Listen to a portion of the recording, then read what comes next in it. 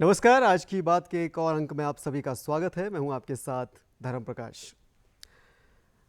प्राचीन काल में इंसान एक दौर था जब अकेला रहता था। फिर धीरे धीरे उसने समूह में रहना, ग्रुप में रहना शुरू किया, कबीलों में रहना शुरू किया। इससे समाज की जो अवधारणा है वो पैदा हुई। अब समाज को सही से चलाने के लिए ज़रूरत पड़ी व्यवस्था की। व्यवस्था के ही सही संचालन के लिए ज़रूरत पड़ी लीडर्स की, नेताओं की। नेताओं को चुनने के लिए जो जरिया बना वो बना राजनीति।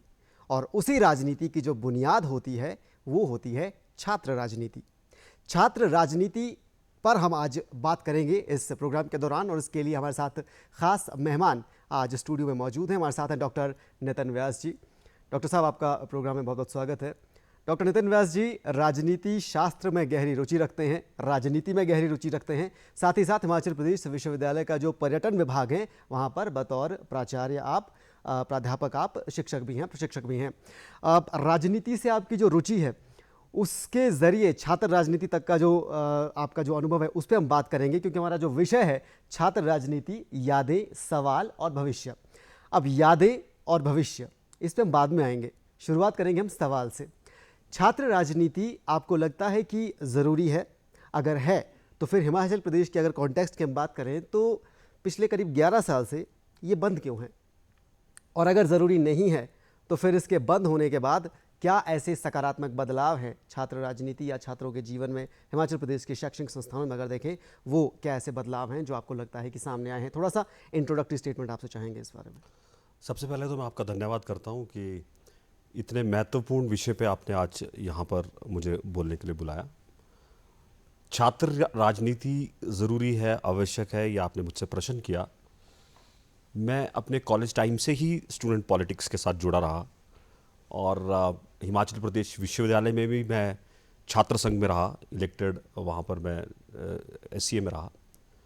तो मेरे लिए कहना बिल्कुल बेमानी इसलिए होगा क्योंकि मैंने खुद छात्र राजनीति को अनुभव किया है। और अनुभव करने के उपरांत मैंने ये पाया है कि छात्र राजनीति किसी भी शिक्षण संस्थान में, स्टूडेंट एक्टिविज्म अगर मैं इसको कहूँगा, छात्र सक्रियता, वो बहुत ज़्यादा आवश्यक इसलिए है क्योंकि छात्रों के मुद्दों को लेकर या समाज के मुद्दों को लेकर एक युवा में संवेदनशीलता का विषय बने, उसको अपने अधिकारों का पता लगे, क्या ठीक है क्या ठीक नहीं है, इसमें अंतर समझने की एक समझ पैदा हो। इसलिए छात्र सक्रियता, देखिए मैं राजनीति नहीं बोल रहा हूँ, छात्र सक्रियता बहुत ज़्यादा आवश्यक है। और उस छात्र सक्रियता के कारण ही आज हमारे शिक्षण संस्थानों से बहुत से ऐसे समाज को विभिन्न विषयों में, मैं केवल राजनीति में नहीं कहूँगा, समाज के विभिन्न जो हमारे अंग हैं, जो हमारे विभिन्न विषय हैं, उनमें नेतृत्व करने वाले लोग हमें छात्र राजनीति से मिलते हैं। अगर मैं इसका उदाहरण आपको दूं तो 1942 में भारत छोड़ो आंदोलन हुआ, उसमें छात्रों की बहुत सक्रिय भूमिका रही। भारत देश को स्वाधीनता किस तरह से दिलाई जाए इसका विजन देने के लिए। और उसी के बाद 1942 में जो भारत छोड़ो आंदोलन हुआ, उसी के बाद इलाहाबाद का जो हमारा विश्वविद्यालय था उसमें छात्र सक्रियता को लेकर या छात्र राजनीति को लेकर एक बहुत बड़ा जो वहाँ पर एक हमारा जो संगठन है वो इकट्ठे हुए और वो खड़े हुए। मगर उस वक्त जो विषय था वो विषय केवल एक था कि किस तरह से हमारे देश को आज़ादी दिलाई जाए। 1974 की अगर हम बात करेंगे तो बिहार आंदोलन हुआ। बिहार आंदोलन एक बहुत बड़ा मूवमेंट हुआ। वो मूवमेंट सिर्फ इतना था कि हॉस्टल्स में जो है वो खाने की गुणवत्ता अच्छी नहीं है, जो हमारा शैक्षणिक भ्रष्टाचार है, या छात्रों को जो सुविधाएं हैं वो सही नहीं मिलती हैं। उस आंदोलन ने इतना बड़ा रूप ले लिया और उसको उस वक्त JP नारायण जी ने उसका नेतृत्व किया और इतना बड़ा रूप ले लिया कि बिहार और भारत की सरकार को सोचने पे मजबूर होना पड़ा और पूरे के पूरे भारत की राजनीति को हिला के रख दिया।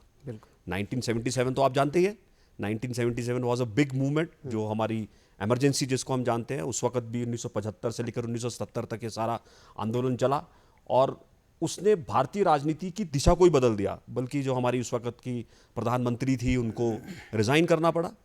1974 में ही एक और मूवमेंट हुआ जिसको हम गुजरात में हुआ, जिसको हम नवनिर्माण मूवमेंट कहते हैं और नवनिर्माण आंदोलन। और ये आंदोलन भी उस वक्त शैक्षणिक भ्रष्टाचार से मुड़कर सरकार का जो भ्रष्टाचार था उस पर आकर आ गया। और उस वक्त के जो वहाँ के मुख्यमंत्री थे पटेल, चिन्ना भाई पटेल, उनको इस्तीफा देना पड़ा।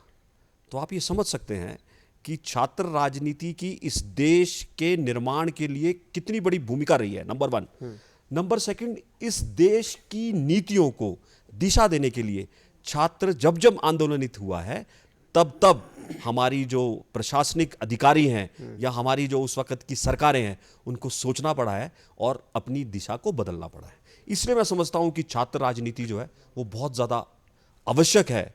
हिमाचल प्रदेश के प्रसंग में कहूं तो मैं जब स्टूडेंट था, I was a student in HP university 2001 में हमारा 2001 और 2 के बीच में एक आंदोलन हुआ जिसमें PMT घोटाला हम उसको कहते हैं। एक बहुत बड़ा घोटाला हुआ था, अगर आपको याद होगा। उसके बाद से पूरी की पूरी सरकार को उस विषय में सोचना पड़ा जब एक छात्रों का आंदोलन हुआ, और आंदोलन होने के बाद उसकी पूरी व्यवस्था को बदलना पड़ा। तो आप समझ सकते हैं कि छात्रों की कितनी प्रासंगिकता है, वो भी उस देश में। अगर मैं भारत की बात कहूँगा, भारत जैसे देश में जहाँ पर 66% लोग जो है वो युवा है। इसलिए इट इज़ वेरी इंपॉर्टेंट कि तो जब दौर था, आपने 2000 की बात की, साल 2001 की बात की, उस दौर की पॉलिटिक्स और आज की पॉलिटिक्स में आपको लगता है कि थोड़ा सा, अगर छात्र राजनीति की स्पेसिफिकली बात करूं, क्योंकि हिमाचल में भले ही ना हो, लेकिन देश के बहुत सारे राज्य हैं जहां पर शैक्षणिक संस्थानों में आज भी स्टूडेंट पॉलिटिक्स होती हैं। पंजाब हो, हरियाणा हो, दिल्ली हो, बड़े बड़े इंस्टीट्यूट, बड़े बड़े कॉलेजेस, बड़े बड़े यूनिवर्सिटीज़ हैं। आपको लगता है कि वो दौर और आज के दौर में जो डिफ्रेंशिएशन है पॉलिटिक्स, स्टूडेंट पॉलिटिक्स में, उसमें काफ़ी फ़र्क है, या फिर समानता, पॉलिटिसाइज़ करने की जो तरीका है वही है?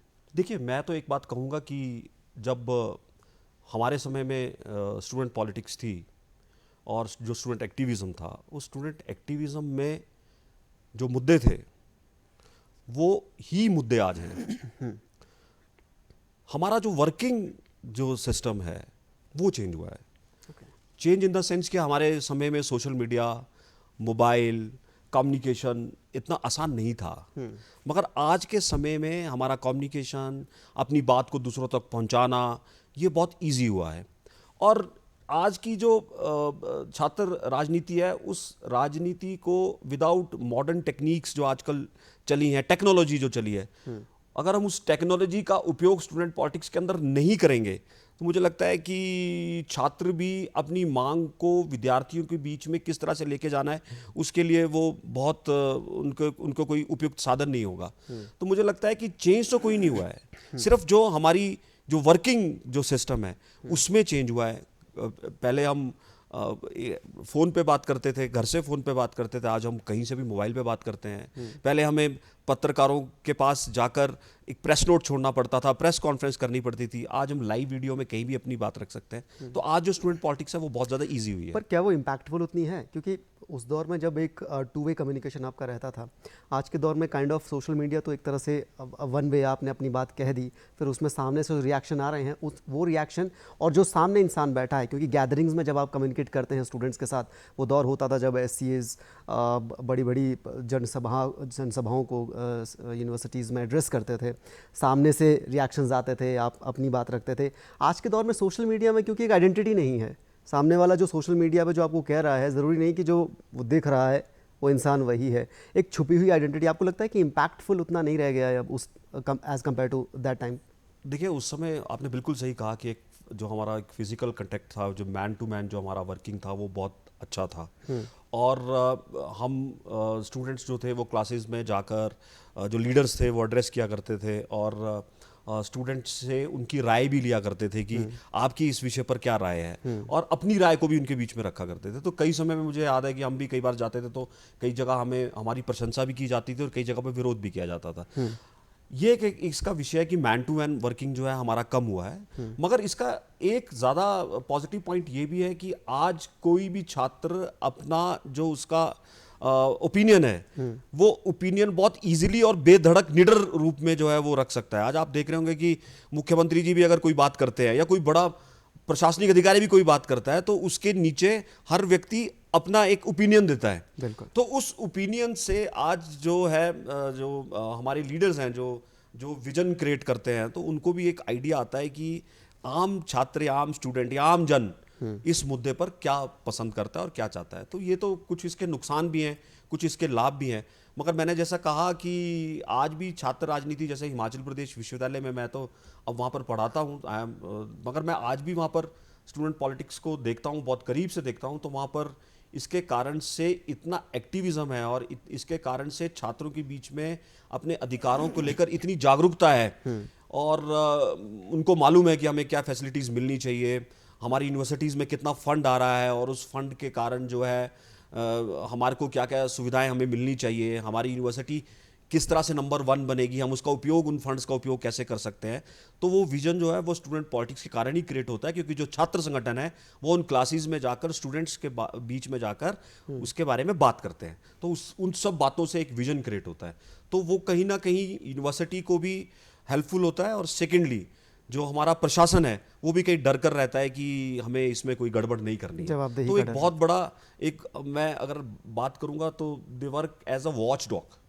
वो एक चौकीदार का काम करते हैं कि कुछ गलत नहीं होना चाहिए। तो उससे प्रशासन जो है वो डरा हुआ रहता है कि अगर मैं कुछ भी गलत करूंगा तो चौकीदार हमारे को पकड़ लेगा।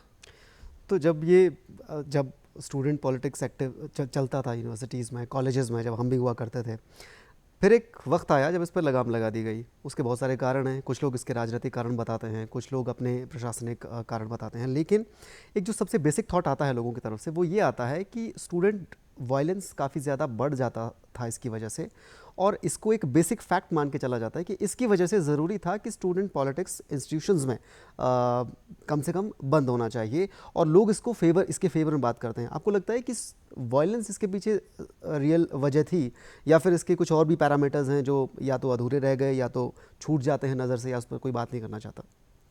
देखिए, वायलेंस की अगर मैं बात करूंगा तो वायलेंस किसी भी रूप में अच्छी नहीं होती है। अगर वो छात्र राजनीति में वायलेंस है तो वो अच्छा नहीं है। हाँ, अपने अधिकारों के लिए लोकतंत्रात्मक तरीके से बात को उठाना इज गुड, मगर जिस तरह से हिमाचल प्रदेश के अंदर छात्र राजनीति का इतिहास रहा है, आपने देखा कि हमारे हिमाचल प्रदेश विश्वविद्यालय में स्टूडेंट पॉलिटिक्स को लेकर मर्डर भी हुए और उसके बाद बहुत से संघर्ष भी हुए। मगर मुझे लगता है कि संघर्ष इसका कोई बहुत बड़ा कारण नहीं है। और मैं तो उस फेवर में काम करता हूँ बिकॉज मैंने एक्टिवली बहुत पार्टिसिपेट किया है स्टूडेंट पॉलिटिक्स के अंदर। तो वो बहुत ज़्यादा डिपेंड करता है लीडर्स के ऊपर, और बहुत ज़्यादा डिपेंड करता है आपके विचार के ऊपर कि आप किस विचार को लेकर आगे बढ़ रहे हैं। और सबसे बड़ी बात जो स्टूडेंट पॉलिटिक्स में मैं समझता हूँ जो कि वायलेंस के अगेंस्ट जाती है, वो बेसिकली ये है कि स्टूडेंट पॉलिटिक्स जो एक माध्यम है वो व्यक्ति निर्माण का माध्यम है, चरित्र निर्माण से व्यक्ति निर्माण। यानी स्टूडेंट पॉलिटिक्स में अगर आप पार्टिसिपेट कर रहे हो, you are as a leader, तो ये आपके लिए बहुत ज़्यादा ज़रूरी है कि आप पूरी की पूरी क्लासेस को लगाएं। आप बहुत ज़्यादा ज़रूरी है कि आप अपने एकेडमिक्स में भी नंबर 1 पर रहें, क्योंकि एक लीडर को हमेशा फ्रंट से लीड करना पड़ता है। या एक लीडर को बहुत ज़्यादा ज़रूरी है कि वो यूनिवर्सिटी की जो छोटी छोटी समस्याएं हैं, जो स्टूडेंट्स हैं जिनके बारे में कोई सोचता नहीं है, जो लाइन में बहुत पीछे खड़े हुए हैं, उनके बारे में वो नीतियाँ बनाए। और अगर इस तरह की, अब आप जब समाज में काम करोगे तो समाज में आपको कई तरह के लोग भी मिलेंगे, उसमें संघर्ष भी होगा, मगर संघर्ष को किस तरह से रोका जाए वो भी स्टूडेंट पॉलिटिक्स के जो लीडर्स हैं उनका बहुत बड़ा इसमें एक उनकी समझ होनी चाहिए कि वायलेंस को किस तरह से रोका जा सकता है। और वायलेंस मुझे लगता है कि हिमाचल प्रदेश में जो छात्र संघ चुनाव 2012 के बाद रोके गए हैं वो कोई कारण नहीं है। इसका कारण ये भी हो सकता है क्योंकि छात्र संघ में इलेक्टेड जो है वो हमारे ऑफिस बेरर्स आते थे, यानी ऐसे ऑफिस बेरर्स आते थे जो स्टूडेंट्स के बीच में दिन रात काम करते थे और काम करने के बाद अपनी छवि का निर्माण करते हुए वो चुनाव को जीतते थे। तो कहीं ये राजनीति है, लोगों को लगता भी है कि ये कहा भी जाता है कि student politics is a nursery of big politics. So कहीं उनको लगता भी होगा कि नेता पैदा हो रहे हैं। मगर मैं आपको इसमें एक बात कहूँगा कि जो हमारे, अगर आप हमारी हिस्ट्री को देखेंगे, so there is very few people who are entered into politics. आप हमारा एससीए का पूरा आप ये देखिए, जिन्होंने छात्र संघ का चुनाव लड़ा है, they are very good, they are working in some, they are working in a corporates, some are very good professors, कोई बहुत अच्छे प्रोफेसर्स हैं, कोई बहुत अच्छा अपना समाज में एनजीओ के माध्यम से काम कर रहे हैं। तो हम उन लोगों की तरफ नहीं देखते हैं, हम हमेशा ये देखते हैं कि भाई स्टूडेंट पॉलिटिक्स जो है वो राजनीति करने के लिए है। वो एक बहुत कम लोग हैं, और उनमें से भी बहुत लोग हैं जो इस देश को, इस प्रदेश को बहुत अच्छा नेतृत्व दे रहे हैं। तो वो भी एक बहुत बड़ा पॉजिटिव पॉइंट है। बिल्कुल, नर्सरी ऑफ बिग पॉलिटिक्स की आपने बात की। मेरा अगला सवाल भी वही था कि राष्ट्रीय राजनीति की जब हम बात करते हैं, राष्ट्रीय राजनीति का जब हम जिक्र करते हैं, तो छात्र राजनीति जो रूट है उस चीज़ का, कितना इम्पोर्टेंट आप मानते हैं कि वो राष्ट्रीय राजनीति के चेहरों के लिए ज़रूरी है कि छात्रों में एक बेसिक पॉलिटिक्स का जो भाव है, जो नेचर है, वो आए, और वो स्टूडेंट पॉलिटिक्स से ही आ सकता है। उसके लिए नेशनल पॉलिटिक्स में एक्टिव होने के लिए स्टूडेंट पॉलिटिक्स से होके गुजरना कितना ज़रूरी है एक ऐसे बच्चे के लिए, एक ऐसे युवा के लिए जो सच में पॉलिटिक्स में आगे जाना चाहता है? क्योंकि आमतौर पर तो यही कहा जाता है कि पॉलिटिक्स तो ख़राब चीज़ है, इसमें तो आना नहीं चाहिए, तो बहुत गंदी चीज़ है। लेकिन अगर सच में कोई युवा इंटरेस्ट दिखाता भी है और स्टूडेंट पॉलिटिक्स उसके लिए पहला पड़ाव है, तो उस पड़ाव में वो कैसे पहुंचे, जबकि आपने स्टूडेंट पॉलिटिक्स को ही एक तरह से बंद कर दिया हो? देखो, हम बात करते हैं कि students power is Nations power. छात्र शक्ति जो है वो राष्ट्र शक्ति है। तो मैं तो समझता हूँ कि हर विद्यार्थी को स्टूडेंट पॉलिटिक्स के अंदर पार्टिसिपेट करना चाहिए। पार्टिसिपेट इसलिए करना चाहिए, उसका पॉजिटिव पॉइंट ये है कि आपकी समाज के प्रति संवेदनशीलता पैदा होती है, आपकी अपने लोगों के प्रति संवेदनशीलता पैदा होती है, एनवायरनमेंट के प्रति आपकी एक सोच होती है कि अगर कल को मैं किसी जगह पर बैठता हूँ, किसी यूनिवर्सिटी से पढ़ने के बाद मैं किसी अच्छी जगह पर बैठता हूँ, तो मैंने समाज से इतना कुछ लिया है, अब मुझे समाज को पे बैक करना है, मुझे समाज को वापस देना है। ऐसे मैं आपको बहुत से उदाहरण दूंगा जो छात्र राजनीति में जिन्होंने बहुत अच्छा काम किया, आज वो अपनी जगह पर बैठकर they are paying back to the society, जो उन्होंने उस वहाँ पर ये 4-5 चीज़ें सीखी। तो मुझे लगता है कि छात्र राजनीति बहुत ज़्यादा ज़रूरी इसलिए भी है कि हम अपने देश को नंबर 1 बनाने के लिए हम सब लोग काम कर रहे हैं। हम कहते हैं कि हमने देश का पुनर्निर्माण करना है, हमें ऐसे देश का पुनर्निर्माण करना है जहाँ पर जात पात नहीं होगा, जहाँ पर भ्रष्टाचार नहीं होगा, जहाँ पर अच्छी नीतियाँ वहाँ पर बनेंगी। तो ये सब भावनाएं जो हैं वो स्टूडेंट्स को स्टूडेंट पॉलिटिक्स के अंदर काम करते हुए उनकी पर्सनैलिटी में ऑटोमेटिकली डेवलप होने लगती हैं। तो वो अपनी जगह पर जिस भी क्षेत्र में जाते हैं वो अच्छा काम करते हैं। आज आप देखेंगे हमारे प्रदेश से, हिमाचल प्रदेश विश्वविद्यालय से आदरणीय जगत प्रकाश नड्डा जी, हमारे पूर्व मुख्यमंत्री जयराम ठाकुर जी, वर्तमान मुख्यमंत्री श्री सुखिंदर सिंह सुक्खू जी, आप सब जो है इसी विश्वविद्यालय से निकले हैं, और यहीं से आपने समाज के प्रति आपका क्या दायित्व है यहीं से आपने सीखा है। ठीक है, लेकिन जब से स्टूडेंट पॉलिटिक्स बंद हुई है हिमाचल के शैक्षणिक संस्थानों में, मेरिट के आधार पर एससीए का गठन होता है। अगर आपके एचपीयू की अगर मैं बात करूं, आपको लगता है कि मेरिट के आधार पर चुने गए, एकेडमिक परफॉर्मेंस के आधार पर चुने गए प्रतिनिधि स्टूडेंट्स की आवाज़ उठाने के लिए उतनी वो क्षमता रखते हैं, आवाज़ उठा पाते हैं?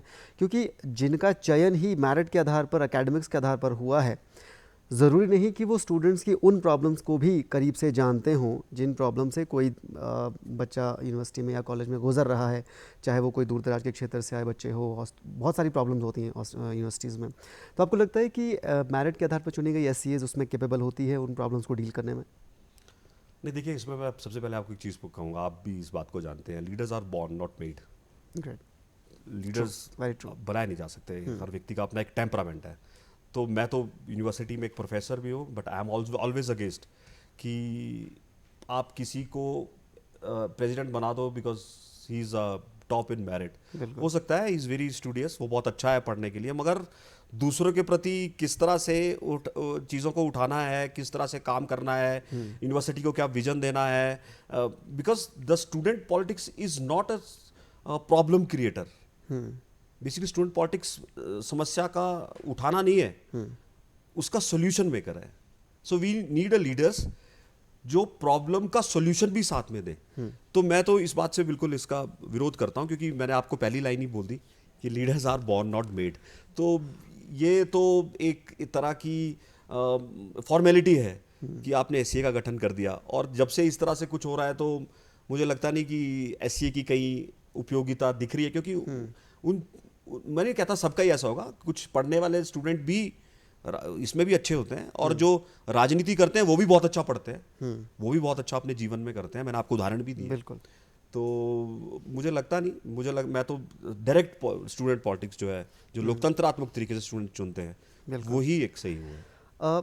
गवर्नमेंट की कोशिश भी रहती है, सेंट्रल गवर्नमेंट की अगर हम खासतौर से बात करें, कि युवाओं में राजनीति और हमारे जो लोकतांत्रिक मूल्य हैं उनको लेकर एक ना सिर्फ जिज्ञासा बल्कि एक जागरूकता भी पैदा की जाए। नेशनल यूथ पार्लियामेंट जो प्रोग्राम है सेंट्रल गवर्नमेंट का, वो इसी पे कहीं ना कहीं केंद्रित है। आपको लगता है कि इस तरह के प्रोग्राम, इस तरह की योजनाएं युवाओं को राजनीति और राजनीतिक जागरूकता के प्रति ज़्यादा आकर्षित करते हैं, और अगर करते हैं तो क्या उसका इम्पैक्ट, क्या उसके परिणाम भी नज़र आ रहे हैं? हाँ बिल्कुल। मैं आपको कह रहा हूँ कि मैं हमेशा एक कोट बोलता हूँ कि जो छात्र है वो कल का नहीं, वो आज का नागरिक है। और आज क्या हो रहा है और कल उसको वो कैसे प्रभावित करेगा, इस विषय में उसका ओपिनियन लेना बहुत ज़्यादा आवश्यक है। तो जो हमारे जो ये युवा सांसद हो रहे हैं, तो ये इसमें एक इफेक्टिव जो है एक माध्यम है, जहाँ पर एक आम छात्र भी आकर हमारे समाज का स्वरूप क्या होना चाहिए, हमारे देश की नीतियाँ क्या होनी चाहिए, हमारे युवाओं को क्या अच्छा लगता है, क्या अच्छा नहीं लगता है, उस विषय पर वो क्या अपनी समझ रखते हैं।